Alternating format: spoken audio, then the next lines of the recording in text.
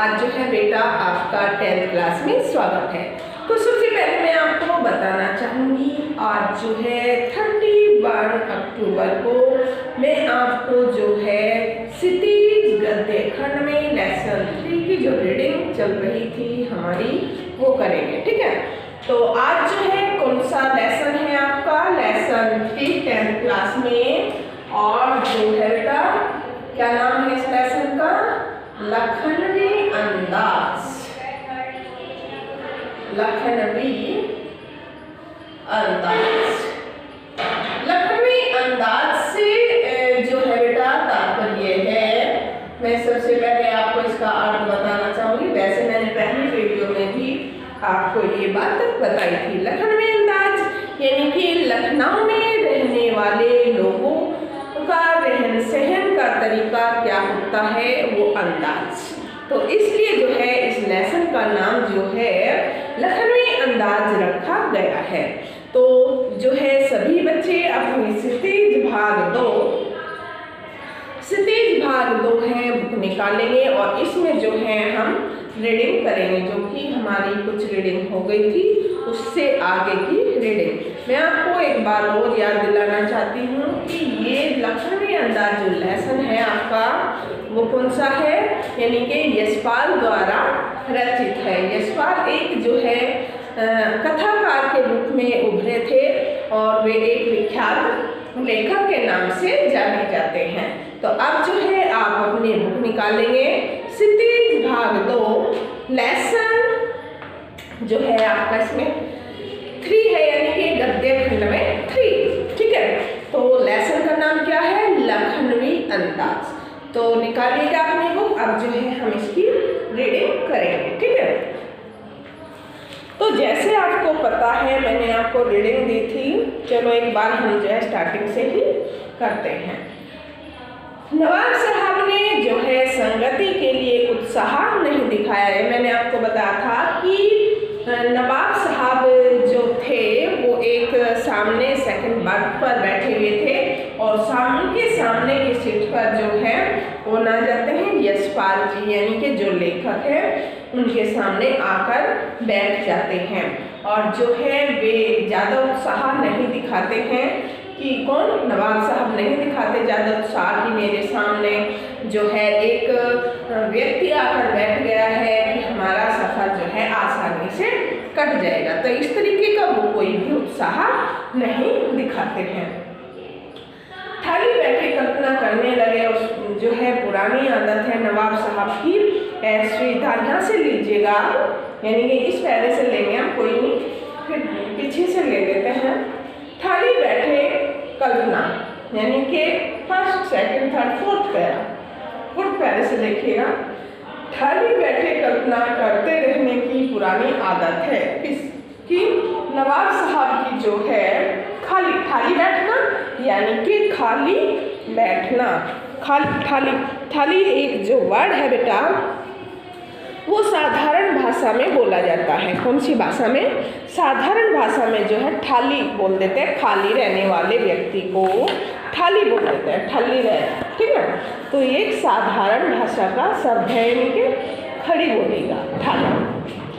नवाब साहब की असुविधा और जो है संकोच के कारण का अनुमान जो है करने लगे। कौन, नवाब साहब जो है असुविधा, कौन सी असुविधा, क्योंकि बेटा नवाब साहब जो है ये सोच रहे थे कि वो अकेले ही उस डिब्बे में यात्रा करेंगे और जैसे उन्होंने खीरे जैसी मामूली सी एक वस्तु ले रखी थी कि इसको खाते हुए मैं अपना जो है सफ़र तय करूँगा, लेकिन एक नवाब साहब होने के कारण और एक मामूली सी वस्तु लेकर खाने के लिए चलना, तो उसको जो है लज्जा आ रही थी कि उसकी बर्थ के सामने जो है लेखक यानी कि यशपाल जी आकर बैठ गए थे और उसके साथ एक व्यक्ति और भी थे।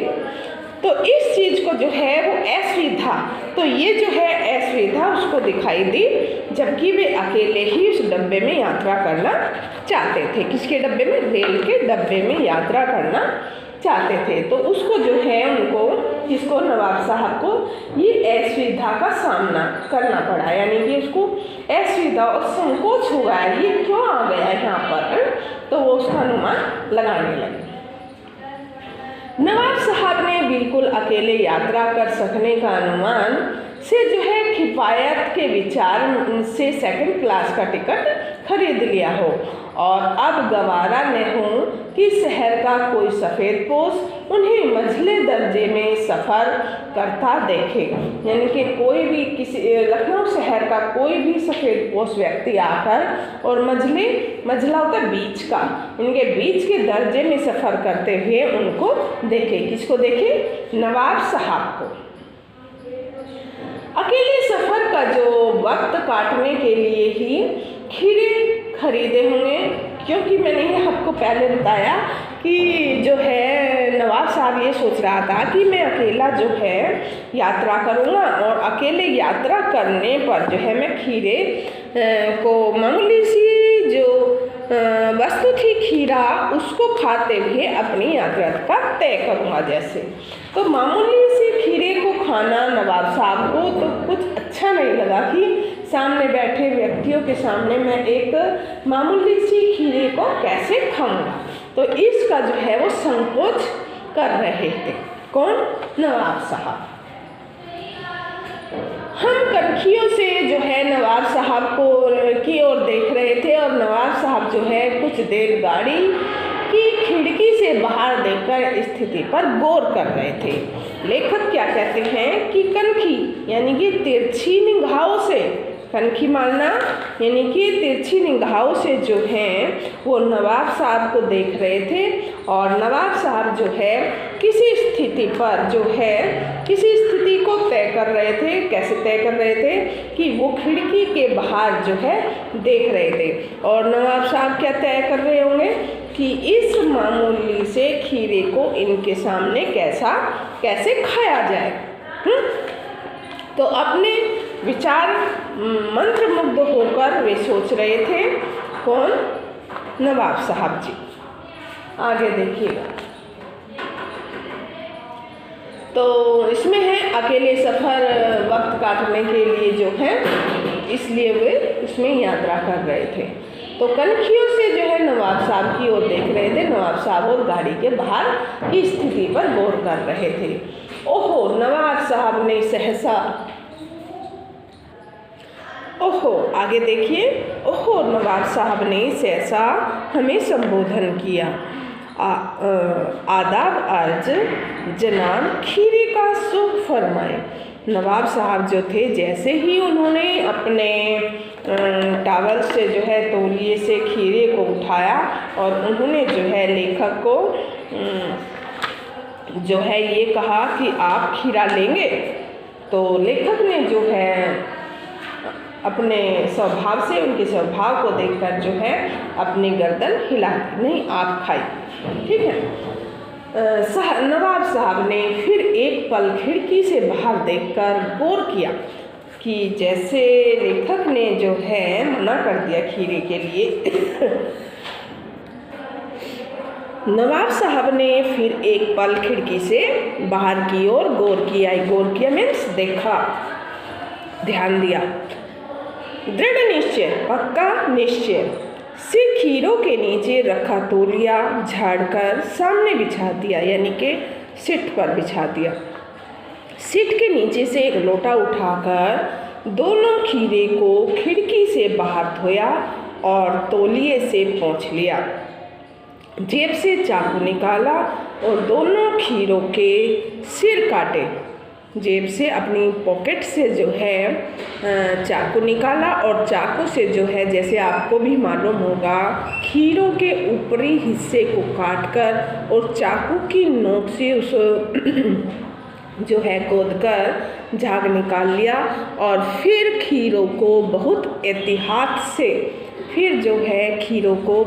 एहतियात से जो है छीलकर फांकों को करीने से, करीना मीन्स तरीके से, तौलिए पर सजाते हुए गए। करीना यानी कि तरीका। तो जैसे बड़े ही अच्छी तरीके से खीरे को छीलकर उनकी अच्छी तरीके से फाँके बनाकर और तरीके से जो है उनको अपने टावल पर बिछाते गए, यानी कि रखते चले गए। लखनऊ स्टेशन पर खीरा बेचने वाले खीरे के इस्तेमाल का तरीका जानते थे, यानी कि लखनऊ स्टेशन पर जो खीरा बेचते थे, खीरे वाले जो है खीरा बेचते थे, तो उसका इस्तेमाल मीन्स प्रयोग, कि उसका प्रयोग का तरीका किस तरीके से खीरे को काटना चाहिए, उसकी फाँके बनाना चाहिए, उस पर जो है काला नमक, काली मिर्च बुरकना और ग्राहक के लिए जो है जीरा मिला नमक और पिसी हुई लाल मिर्च की पुड़िया भी हाजिर कर देते हैं, हाजिर यानी कि दे देते हैं। नवाब साहब ने बहुत करीने से तरीके से खीरे की फाँकों पर जीरा मिला नमक और लाल मिर्च की जो है सुर्खी बुरक दी। जैसे आपको भी मालूम है कि खीरा जब काटते हैं सलाद में या किसी भी प्रकार से, तो उस पर जब हम नमक बुरकते हैं, यानी कि अपनी चुटकी से, अपने हाथों की चुटकी से जो है नमक बुरकते हैं, और जो है इसमें नवाब साहब ने क्या बुरका था, यानी कि जो खीरे बेचने वाले ने उनको एक लाल पुड़िया दी थी, लाल मिर्च, सुर्ख लाल मिर्च, सुर्ख यानी कि पूरी तरीके से लाल सुर्ख बुरक दी, अपने हाथों से बुरक दी। इसके प्रत्येक भाव भंगिमा और जबड़ों के स्फुरन से जो है स्पष्ट था कि उस प्रक्रिया में उसका मुख खीरे के रसास्वादन की कल्पना से पल्लवित हो रहा था। जैसे ही नवाब साहब ने खीरे पर नमक मिर्च बुरका, तो उसके मुंह में, किसके मुंह में, नवाब साहब के मुंह में जो है एक स्वाद भरा जो है लार निकल रही थी, और उससे जो है पता लग रहा था कि उसके जबड़ा यानी कि मुख में स्फुरण यानी कि फड़कना, मानो ऐसा महसूस होता है कि खाने के लिए जो है उसका मुंह ललायित हो रहा है। इसमें कहा ना उसके खीरे के स्फुरन से, कि खीरे के उस पर नमक मिर्च बुरकने के बाद किसके मुंह में पानी नहीं आता। तो इस तरीके से जो है बेटा नवाब साहब का उसके खीरे पर नमक और लाल मिर्च डालने से उसका मुंह फड़फड़ाना यानी कि हिल रहा था। मैं मानो ऐसा प्रतीत हो रहा था कि जो है उस प्रक्रिया यानी कि पूरी विधि से जो है ऐसा मालूम हो रहा था कि ये खीरे का रसास्वादन कर रहे हैं। क्या कर रहे हैं? खीरे का जो है रस का स्वाद ले रहे हैं। मानो प्रतीत होता है कि जैसे वो खीरा खा रहे थे। तो उसके जो मुंह की भंगिमा थी, जो मुंह हिल रहा था उसका, तो मानो ऐसे प्रतीत हो रहा था। रसास्वादन यानी कि उसके रस का स्वाद ले रहे थे। और इसमें कहा है रसास्वादन की कल्पना से पल्लवित हो रहे थे। इसमें कि रसास्वादन कल्पना यानी कि सोच रहे थे कि मैं खीरे को खा रहा, कल्पना सोचना, पल्लवित होना यानी कि भर आना, यानी कि नवाब साहब का जो है मुंह पानी से भर आया था। ठीक है, आगे देखिए। हम कनखियों से देखकर सोच रहे थे मियाँ रईस बनते हैं, लेकिन लोगों की नज़रों से बच सकने के ख्याल में अपनी असलियत पर जो है उतर आए हैं। वैसे तो ये नवाब साहब बन रहे हैं, जो सामने बैठे थे लेखक, वे अपने मन में जो है ये सब सोच रहे थे। वैसे तो ये रईस बन रहे हैं, लेकिन लोगों की नज़रों से जो है बच सकने के ख्याल में अपनी असलियत यानी कि अपनी जो उनकी एक क्लियरिटी है, वो क्या है क्या नहीं है, तो वो सामने जो है आ रही थी। असलियत यानी कि वास्तविकता, एक तरीके से वास्तविकता, जो वास्तव में नवाब साहब की असलियत थी यानी कि जो वास्तविकता थी, वो उस पर जो है उतर आए थे। बेटा कुछ लोग जो होते हैं अपने बाहरी दिखावे के कारण जो है लोगों को आकर्षित करते हैं, लेकिन जब उनका आंतरिक अंदर से पता चलता है कि वो कैसा व्यवहार करते हैं, कैसा नहीं करते हैं, तो उसकी वो वास्तविकता जो होती है वो बाहर निकल कर आती है। तो इसको कहते हैं असलियत। नेक्स्ट, नवाब साहब ने फिर एक बार हमारी ओर देख लिया और वल्लाह सो कीजिए, यानी कि लेखक को जो है नवाब साहब ने कहा कि खाइएगा आप खीरे को, जो है वल्लाह यानी कि खुदा कसम, सचमुच, वल्लाह यानी कि खुदा की कसम, सचमुच, वल्लाह का तात्पर्य ये होता, वल्लाह यानी कि खुदा की कसम आप इसको खाइएगा। लखनऊ का बालम खीरा है। किसने कहा ये? नवाब साहब ने कहा। किसको? लेखक को कहा। खीरे की जो है जाति को भी उन्होंने दर्शाया है। कौन सी दासी? जो कौन सी वो है उनकी, यानी कि लखनऊ का बालम खीरा इसकी जो है वास्तविकता है। नमक मिर्च छिड़क कर दिए जाने से ताजे खीरे की पनियाती फांके देखकर पानी मुंह में जो है जरूर आ रहा था। कौन कह रहा है? लेखक। लेकिन इनकार कर चुके थे लेखक जो है नवाब साहब को पहले ही इनकार में मना कर चुके थे। आत्मसम्मान निभाना ही उचित समझा, उत्तर दिया शुक्रिया। इस वक्त तलब महसूस नहीं हो रही है। तलब यानी कि इच्छा, तलब यानी कि इच्छा जो है नहीं हो रही है। मुंह में तो पानी भरा आता, मुंह में पानी यानी कि खाने का मन करना, ललचाना, एक तरीके से मुंह में पानी भरना, खाने का मन करना। लेकिन जब सामने वाला पूछता है तो उस चीज़ को बेटा खाने की इच्छा तो होती है, लेकिन हम उसको मना कर देते हैं, तो उसको कहता है मुंह में पानी आना। ये मुहावरा है, मुंह में पानी आना यानी कि खाने का मन करना। निभाना, निभाना यानी कि अच्छी तरह उसको निभाना। तलब महसूस होना यानी कि इच्छा होना। इच्छा तो हो रही थी ना उसकी लेखक की, लेकिन जो है वो उनको अच्छी तरह मना कर चुके थे। शुक्रिया, इस वक्त तलब महसूस नहीं हो रही है। मैदा भी जरा कमज़ोर है। मैदा यहाँ का है अमावस्या, जो हमारे अंदर अमावस्या होता है उसको मैदा कहा जाता है। ठीक है, इसको लिख लीजिएगा। मैदा आटे वाला मैदा नहीं, जो हमारे पेट के अंदर मैदा होती है, अमावस्या होता है, उसको इसमें जो है बेटा मैदा कहा गया है। मैदा कमज़ोर है यानी कि जो पाचन क्रिया, मैदा में एक तरीके से पाचन क्रिया आप कह सकते हैं इसे। किबला सो फरमाए, तो इसमें आगे क्या कहते हैं? आगे तृष्णा यानी कि तृष्णा होती प्यासी, संयोग यानी कि मेल है। तो आगे जो है इसका हमारा किबला यानी कि सो फरमाए। नवाब साहब ने तृष्ण आँखों से, तृष्ण यानी कि तृष्ण एक तरीके से होता है बेटा प्यासी आँखों से। तृष्णा जैसे तृष्णा होती है ना, प्यासी आँखें। तृष्ण यानी कि प्यासी आँखों से नमक मिर्च के संयोग से चमकती खीरे की फांकों की ओर देखा और खिड़की के बाहर देखकर दृढ़ यानी कि विश्वास कर लिया। क्या विश्वास किया? दृढ़ निश्वास यानी कि लंबी सांस ली। अब इन्होंने जैसे खीरे जैसी मामूली सी वस्तु को मना कर दिया, अगर मैं इसको खाऊंगा तो कैसा होगा। तो नवाब साहब ने जो है दर्द यानी कि लंबी, दर्द होती है लंबी निश्वास यानी कि लंबी सांस लेना। तो इसमें जो है उसने नवाब साहब ने बाहर देखकर दीर्घ निश्वास लिया यानी कि गहरी सांस ली।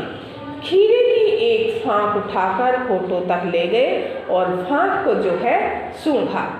स्वाद के आनंद में जो है पलके मूंदकर, किसने? नवाब साहब ने।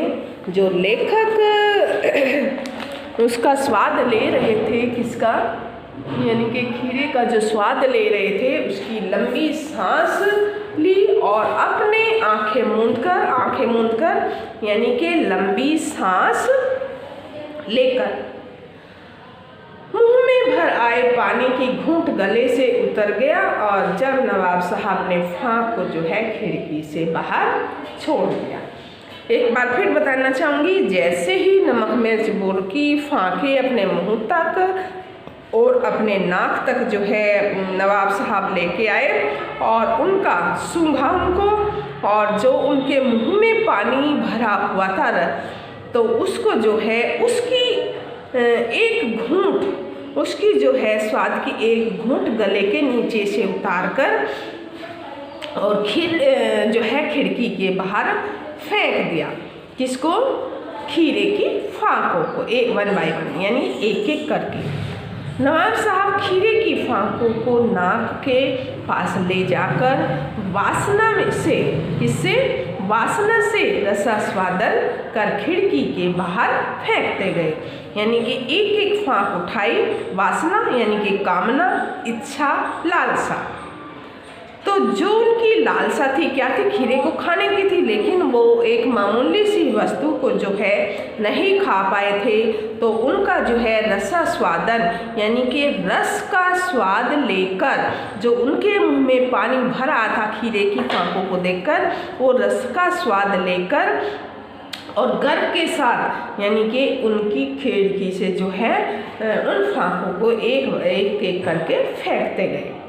नवाब साहब खीरे की तैयारी और इस्तेमाल से थक कर लेट गए, क्योंकि जब नवाब साहब ने एक एक करके जो है फाँके काटी, खीरा छीला, उसको धोया, तौलिए पर रखा अच्छी तरह सजोकर और उसके बाद जो है उस पर नमक मिर्च बुरका, तो सामने वाले से उन्होंने पूछा तो सामने वाले ने जो है उस मामूली सी वस्तु को इनकार कर दिया। तो उन्होंने जो है इसमें अपना नीचापन देखा और उन्होंने एक तरीके से नवाब रईसी दिखाने के लिए खीरे की एक एक फाँकों को जो है इस तरीके से खोद कर काटा था। तो वो जो है एक एक करके फिर वो सूंघ कर और उसका जो है रस का स्वाद लेकर और खिड़की से बाहर फेंकते गए।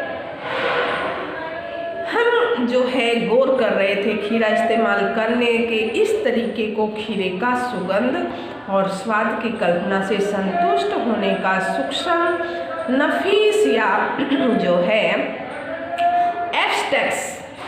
एब्स्ट्रैक्ट जो है तरीका जरूर कहा जा सकता है। तो इसमें जो है लेखक सोच रहा था कि इस तरीके से एब्स्ट्रैक्ट जो बोला गया है इसमें नफीस यानी कि बहुत बढ़िया। एक आपका क्वेश्चन आता है बोर्ड में, ऑब्जेक्टिव क्वेश्चन, कि नफीस से क्या तात्पर्य है? नफीस, ध्यान दीजिएगा इस शब्द पर, नफीस से क्या तात्पर्य है? नफीस यानी कि बढ़िया, बहुत अच्छा। बढ़िया हम साधारण भाषा में इसको बोलते हैं बढ़िया, और वैसे अगर हम हिंदी के तौर तरीके से लेंगे तो बहुत अच्छा। एक शब्द आया इसमें बेटा एब्स्ट्रैक्ट यानी कि सूक्ष्म, अमूर्त, जिसका स्थूल यानी कि अस्तित्व न हो, जो दिखाई न देता हो, उसको कहते हैं एब्स्ट्रैक्ट। क्या कहते हैं? एब्स्ट्रैक्ट तरीका, यानी कि जो बिल्कुल भी दिखाई ना देता हो, बिल्कुल छोटा हो, जरूर कहा जा सकता है। परंतु क्या ऐसे तरीके से उदर की तृप्ति संतुष्टि, तृप्ति यानी कि संतुष्टि, जो खीरा खाने की तृप्ति थी यानी कि प्यास, संतुष्टि होना, पेट भरना, तो वो तृप्ति यानी कि संतुष्टि, पेट भरना। नवाब साहब की ओर से पेट भर के ऊंचे डकार का शब्द सुनाई दिया, और जैसे उन्होंने नवाब साहब ने जो है खीरे की फाँकों को एक एक करके सूंघकर बाहर फेंकते गए और उसका रसास्वादन लेते गए। और बाद में जो है नवाब साहब ने बेटा एक एक फांकों को बाहर फेंक दिया। और बाद में क्या किया उन्होंने, अपना तौलिए से हाथ पोंछकर मुंह पोंछकर लंबी अड़का ली। तो ज्ञान चक्षु खुल गए, लेखक के ज्ञान चक्षु उसकी आंखें खुल गई कि एक व्यक्ति बिना खाए ऐसे पेट भर सकता है, तो हम एक कहानी क्यों नहीं लिख सकते। एक तरीका कहने का है, ज्ञान चक्षु खुल गए और पहचाना ये है नई कहानी के लेखक, कि इस पर जो है मैं एक कहानी लिखूंगा कि बिना खीरे को खाए ऐसे उसका रसास्वादन लेकर पेट भरना, तो एक जो है ये नई कहानी को मोड़ मिल जाता है। खीरे की सुगंध और स्वाद की कल्पना से पेट भर जाने का अड़कार आ सकता है कि बिना कुछ खाए उसको सूंघकर उसका रसास्वादन करके अगर किसी का पेट भर जाता है, तो बिना विचार घटना और पात्रों के लेखक जो हैं कि इच्छा मात्र से नई कहानी क्यों नहीं बन सकती है। तो लेखक कहना चाहता है कि अगर ऐसे बिना किसी वस्तु के मुंह में डाले, उसको बिना खाए उसका स्वाद जो है इतना हम ले सकते हैं, तो हम इस प्रकार की कहानी बिना पात्र क्या होते हैं, व्यक्ति जो उसमें अभिनय करते हैं नाटक में, है तो पात्र वे हुए। तो इस प्रकार जो है बिना किसी घटना, बिना किसी बात के और बिना किसी पात्रों की कहानी क्यों नहीं बन सकती है। तो आज के लिए जो है ये आपको थर्ड लेसन मैंने रीडिंग दी है, तो आप भी इस वीडियो को अच्छी तरह देखें, आपको ये लेसन बिल्कुल क्लियर हो जाएगा। और जो है मैंने इसमें एक वर्ड मीनिंग भी आपको बताए हैं। तो आज के लिए इतना ही है, वरना इस 10th क्लास।